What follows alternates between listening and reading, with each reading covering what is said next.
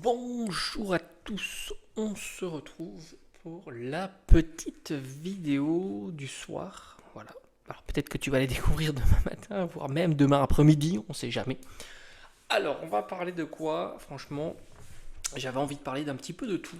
Je t'ai sorti cette magnifique carte promo parce qu'on a tendance souvent à sous-estimer les cartes promo et celle-ci fait partie des cartes sous-estimées. Alors j'aurais pu te prendre aussi l'alternative Dracofeu et Shiram.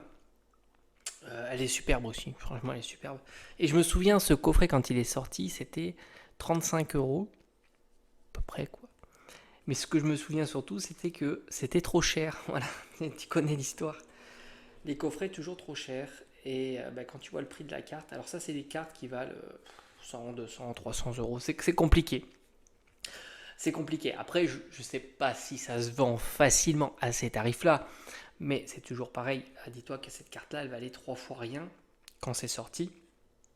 C'était dans un joli coffret. Qui plus est, dans ce coffret-là, tu avais aussi la version alternative de Florisa. Avec Vipellière, je crois. Donc en plus, il était même pas seul. Elle était même pas seule, cette carte. Donc imagine un peu la dinguerie. Et je te dis pas, si une carte gradée, c'est encore mieux. Parce que c'est vrai que tu peux en trouver, mais souvent elles ont des défauts. Et de l'avoir on va dire en 9 et en 10, c'est quand même fou. C'est très compliqué. Celle-ci, je sais pas quoi, si je la faisais grader, combien elle aurait. Après, elle a toujours été protégée sous sleeve. Après, bon, le cadrage, c'est pas très très grave, hein, surtout si tu vas chez PSA. Ça serait intéressant parce que ça c'est vraiment une carte qui vaut le coup. Donc, tu vois, on a tendance vraiment à se dire, on sous-estime beaucoup les cartes promo, et encore même maintenant, tu vois, malgré tout, malgré qu'on ait plus de recul, on continue à sous-estimer les cartes promo, comme la Hipporoa et l'Amphinobi. Je dis pas qu'elles feront la même progression que ces cartes-là. Non, non. Bon, c'est vrai qu'il y a Dracofeu, même s'il n'est pas en avant, hein. C'est vraiment Roussile qu'on voit plus. C'est assez marrant d'ailleurs, parce que c'est Dracofeu et Roussile, et on voit plutôt Roussile avec Dracofeu. Mais dis-toi que cette carte-là, elle a la même valeur que certaines alternatives ultra difficiles à faire tomber de Soleil et Lune. C'est ça qui est assez fou. Alors évidemment, elle rivalise pas avec les tops alternatives de Soleil et Lune, typiquement Latios Lateas, mais elle rivalise avec beaucoup d'autres, voire même quasiment toutes, sauf celle-ci. Et c'est ça qui est assez fou. Alors que là, il suffisait de dépenser 30 balles, ça te faisait une belle ouverture, et puis tu avais ça en plus. Donc c'est ça, l'idée, c'est qu'on a tendance toujours à dire, mais toujours, hein, c'est trop cher, alors que c'est exceptionnel, c'est exceptionnel d'avoir dans un coffret, on va dire, que tu peux trouver facilement, et à cette époque-là, ça, tu peux le trouver facilement, le coffret Reshiram Dracofeu, qui vaut 1000 balles maintenant, hein, dans les 1000 balles, c'est qui est colossal, hein, pour un coffret. Surtout aussi jeune, hein. C'est pas un coffret, je pense c'est quoi, 2020, quelque chose comme ça. Enfin, franchement, ouais, 2000, je dirais 2020 ou peut-être fin 2019 ou fin 2020. Enfin, on doit être dans cette période-là. Donc, t'imagines, le coffret, il est pas si vieux, il vaut 1000 euros. Et les coffrets comme ça, c'est pareil, hein, ça vaut ultra cher. Et c'était ultra trouvable partout, un peu comme l'Amphinobi. Alors, c'est pas la même période, on est d'accord. C'est pas les mêmes protagonistes, on est d'accord. Mais on a toujours ce réflexe de dire, mais c'est trop cher à 35 euros, 40 euros. Alors qu'au fond, tu sais que tu as une très belle carte, que si elle était dans une série, ça serait une tannée à faire tomber. Alors que là, au pire, si vraiment t'as rien dans ton tirage, tu auras quand même le plaisir d'ouvrir des boosters et tu auras cette carte. Et que tu sais pertinemment que dans 4 ans, elle vaudra le prix du coffret, voire peut-être même une petite surprise, peut-être encore plus. Et du coup, ça t'aura fait une ouverture gratos. Voilà.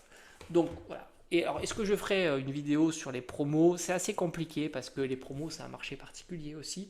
Et puis tu sais qu'en ce moment, les cartes, même si elles ont un certain prix, une certaine cote, je te dis, hein, c'est compliqué d'estimer précisément une carte comme ça parce que t'en vois rarement, ça se vend rarement, et ainsi de suite. C'est pas comme une carte alternative de maintenant où tu as des dizaines de ventes réussies et tu vois un prix moyen, etc.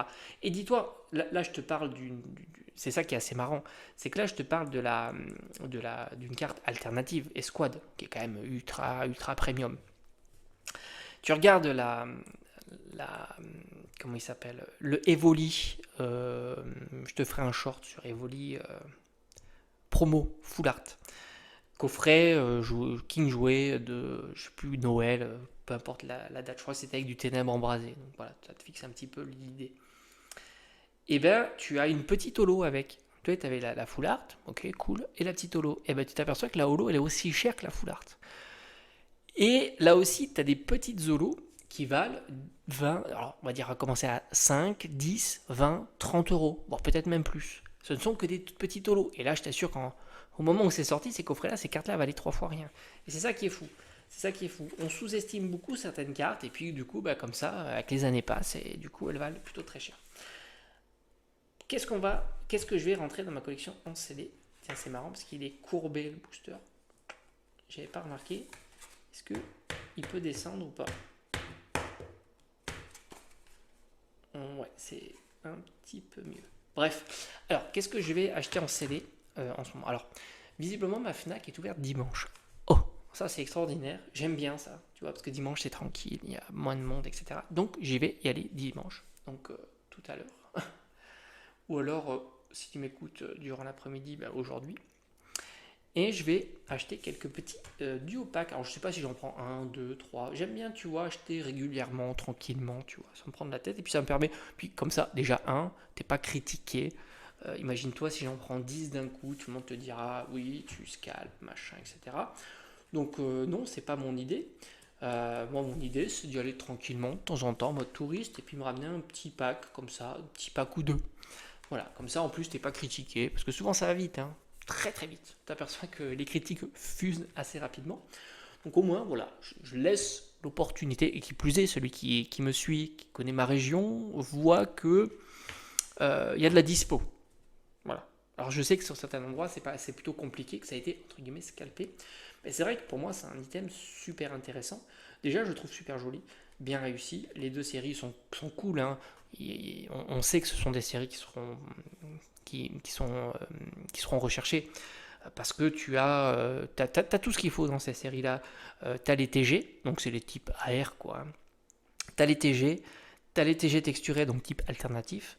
Tu as les alternatives, ça drop raisonnablement, hein, c'est pas une cata, et c'est sympa. Et en plus, tu as les deux qui sont, on va dire, qu'est-ce qu'on a d'autre? Du Tempête Argentée, du Astro Radio, donc j'ai envie de dire ce sont les meilleurs. Parce que tu retrouves Pikachu VMAX, tu retrouves Evoli, non pas Evoli, Noctali VMAX, tu retrouves le Dracofeu, tu retrouves le Ptera, le Giratina, etc. Donc pour moi, ce sont vraiment les deux meilleures séries. Donc ça, avoir en scellé dans sa collection, tu sais pertinemment, à moins que Pokémon s'écroule, hein, ça va progresser.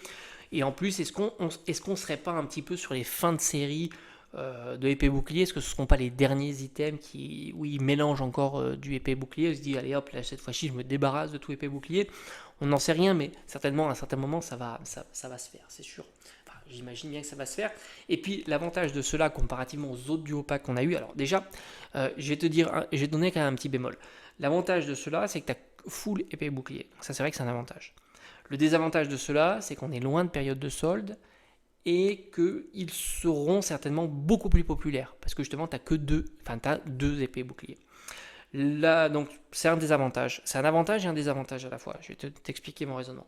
Alors que tu prends les pots marmottes, par exemple, qui proposaient EV1 et Star étincelante, à la base, à 12 euros, c'est pas intéressant parce que tu as du EV1. EV1, on traite les pieds, et puis on a eu beaucoup d'offres à 3 euros de booster. EV1, par exemple, sans même parler des soldes, Carrefour, etc. T'avais Lidl, il y en avait plein.